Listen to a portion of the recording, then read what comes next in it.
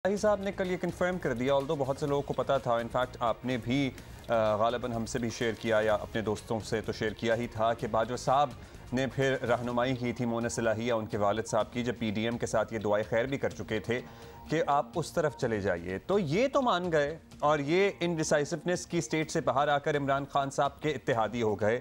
लेकिन MQM और दीगर बलोचिस्तान के जो इत्तेहादी थे इमरान खान साहब का साथ छोड़ गए। तो इस मरतबा बाजवा साहब के कहने और इससे पहले जिस अंदाज में कहा जाता था वो उस अंदाज में फ़र्क था कि MQM ने अपना फ़ैसला खुद कर लिया और ये लोग उसी फैसले के साथ हो लिए, ये ज़रा एक्सप्लेन कर दें। ये मैं बिल्कुल आपको एक्सप्लेन करता हूँ, लेकिन मैं ये भी आपको याद दिलाना चाहता हूँ कि मैंने एक दो दफ़ा आपको ये बात समझाने की कोशिश की थी कि आपको पाकिस्तान के मीडिया और ख़ास तौर पर टीवी स्क्रीन्स पर जो पाकिस्तान की सियासत के बारे में जो नज़र आ रहा है, एक्चुअली ये वो नहीं है, पीछे कुछ और हो रहा है और कुछ लोग जो हैं वो टीवी पे कुछ और कहते हैं, पीछे से कुछ और करते हैं। और फिर मैंने आपको ये भी बताया था कि पंजाब में क्या हुआ, और मुझे याद पड़ता है मैंने आपको MQM और BAP के बारे में भी बताया था। उसके बाद फिर मेरे साथ बहुत कुछ हुआ, काफ़ी मुझे तंग किया गया, लिहाजा मैं अवॉइड करता था, मैं बहानेबाजी करता था। कभी आपने बुलाया या शायद मुझे बुलाते थे तो मैं बड़ी मुश्किल से हाथ में आ रहे हैं। हाँ, तो मैंने कहा क्या जरूरत है, ऐसी कोई बात मुंह से निकल जाती है, बाद में फंस जाते हैं। देखिए, ये जो आपने सवाल किया ये बड़ा इंपॉर्टेंट सवाल है और इसका जवाब जो है वो मैंने पिछले दिनों एक ऑफ द रिकॉर्ड मीटिंग थी, पता है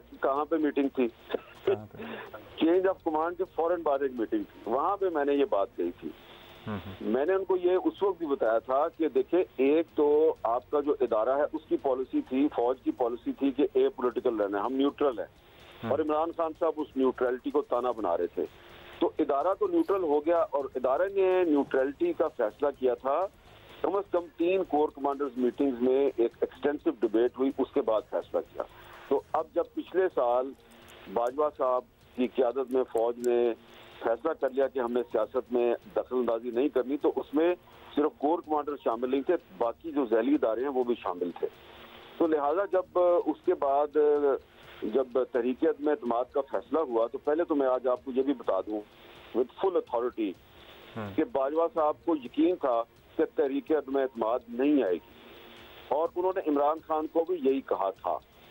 और तहरीक में एतमाद के बारे में गलतफहमी का शिकार इसलिए थे कि जो तहरीक में एतमाद लाने वाले लोग जो हैं उनके साथ जो ये कम्युनिकेशन इन्होंने चैनल खोले हुए थे, तो ये सियासतदान जो है ये बाजवा साहब को गलत बता रहे थे।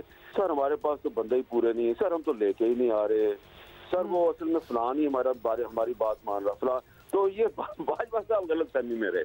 मीर साहब ये मतलब जानबूझ के मिसलीड कर रहे थे, आपका मतलब है? जानबूझ के मिसलीड कर रहे थे। और आप रिकॉर्ड निकाल के देखें कि उस दिन जिस दिन तहरीक में एतमाद के लिए प्रेस कॉन्फ्रेंस करनी थी, जरदारी साहब ने, शहबाज शरीफ साहब ने और मौलाना फजलुर रहमान ने, तो मैंने जब एक ट्वीट किया कि आज 3 बड़े एक अहम प्रेस कॉन्फ्रेंस करने वाले हैं, मैंने ट्वीट इसलिए किया था कि मेरे पर पाबंदी थी उस दिन तक, तो थरथली पड़ गई और लोगों ने कहा कि ये कैसे हो सकता है, ये तो हो ही नहीं सकता, इंक्वायरियां होगी। और उसके बाद बहुत से लोगों को ट्रांसफर कर दिया गया अहम इदारों से कि तुमने हमें बताया क्यों नहीं। ये इतना कामयाब ऑपरेशन था जो तहरीक में एतमाद लेके आए थे, उन्होंने बाजवा साहब को पूरा धोखे में रखा। अब जब तहरीक में एतमाद आ गई तो फिर बाजवा साहब जो है उनको क्या मुश्किल पेश आई? वो मुश्किल ये पेश आई कि फौज एपॉलिटिकल हो चुकी थी, ISI, MI तमाम इदारे जो हैं उनको ये कह दिया गया था आपने सियासत में मुदाखलत नहीं करनी, तो इदारा साइड पे हो गया और बाजवा साहब जो हैं वो प्राइवेट कॉन्टैक्ट के जरिए यानी कि वो फौज को बाईपास कर रहे थे, इंडिविजुअल कैपेसिटी में उन्होंने जो अपने लोग रखे हुए थे जो प्राइवेट थे, जिनका फौज या फौज के इदारों से ताल्लुक नहीं था, उनके जरिए उन्होंने MQM को रोका कि तुम इमरान खान का साथ ना छोड़ो। उन्होंने बलूचिस्तान अवामी पार्टी को रोका कि इमरान खान का साथ ना छोड़ो। मैं कुछ दिन गुजरेंगे जब मेरे वो दोस्त जो है BAP वाले मुझे इजाजत देंगे तो मैं पूरी कहानी आपको बताऊंगा कि हुआ क्या था। उनको तो अगवा करने की धमकियां दी गई।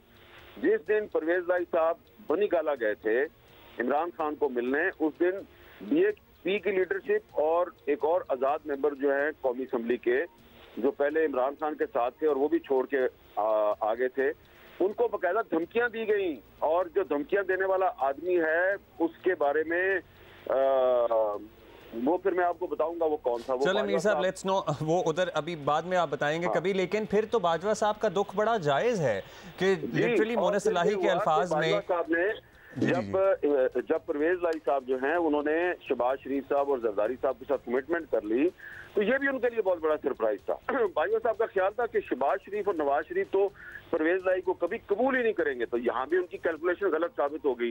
तो असल में वो सियासतदान नहीं थे ना, तो वो सियासतदानों की का एटीट्यूड, उनकी फ्लेक्सिबिलिटी, उनकी मेंटेलिटी को मिसजज करते गए। तो फिर उन्होंने परवेज लाई साहब को मोनस लाई के जरिए कहा कि खबरदार, तुमने इमरान खान का साथ नहीं छोड़ना और उसके पास वापस चले जाओ।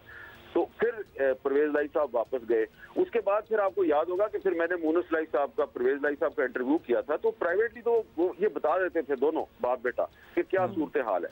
तो इसमें एक्चुअली इमरान खान साहब जो हैं वो बाजवा साहब को डू मोर का कहते रहे। एक और भी मैं आपको इम्पोर्टेंट बात बता दूं कि तहरीक अदम एतमाद जब आ गई तो उसके बाद बाजवा साहब ने ये जो जितनी भी 13 जमातें हैं ना जो तहरीक अदम एतमाद लेके आई थी, इन 13 जमातों के रहनुमाओं को बुलाया। उस वक्त उनके साथ DGISI भी थे और इन्होंने कहा कि आप तहरीक अदम एतमाद वापस ले। इन सब ने इनकार कर दिया। उसके बाद बाजवा साहब ने जरदारी साहब को और शहबाज शरीफ को अलहदा से बुलाया और DGISI को इस बात का नहीं मालूम होने दिया कि मैं इनको अलहदा से मिल रहा हूँ, और उनको कहा कि आप तहरीक अदम एतमाद वापस लें। दोनों ने फिर इनकार कर दिया। तो बाजवा साहब ने पूरी कोशिश की इमरान खान को बचाने की, लेकिन इमरान खान जो है वो अपने एटीट्यूड की वजह से वो अपने आप को, अपनी हुकूमत नहीं बचा सके, और वो समझते थे कि बाजवा साहब मेरे साथ ड्रामा कर रहे हैं। क्योंकि इमरान खान ने तो यही देखा था ना कि जब 2018 का इलेक्शन हुआ तो इलेक्शन से पहले और बाद में कैसे बाजवा साहब ने उनको हेल्प आउट किया और प्राइम मिनिस्टर बना दिया। तो उनका ख्याल था कि जैसे तमाम सियासतदान जो है, जिस तरह मैंने बाजवा साहब की सारी बातें मान ली और बाजवा साहब मुझे हेल्प आउट किया, बाकी सियासतदान भी ऐसे ही फौरन मान जाया करते होंगे। तो वो माने नहीं तो उनकी गलतफहमी पैदा होगी, तो वो डू मोर करते रहे बाजवा साहब के साथ। तो बाजवा साहब ने कोशिश तो पूरी की लेकिन वो उनको बचा नहीं सके। तो ये अभी सिर्फ एक राज जो है वो सामने आया आपके सामने।